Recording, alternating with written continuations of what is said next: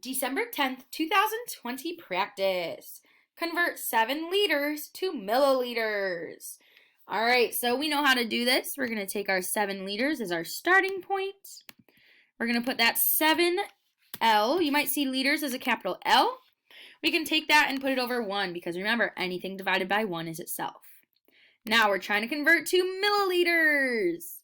Milliliters. So you might see milliliters as ML or M capital L, milliliters. We're trying to get rid of those liters.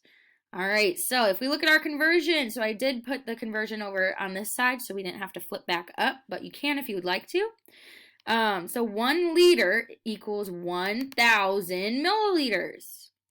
All right, so 1 liter equals 1,000 milliliters.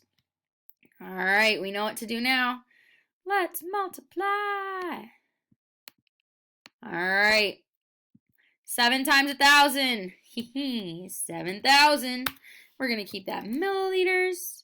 1 times 1 equals 1. Anything divided by 1 is itself, so we're going to have 7,000 milliliters. So our answer is 7,000 milliliters. And that's our answer. Woohoo! Great job.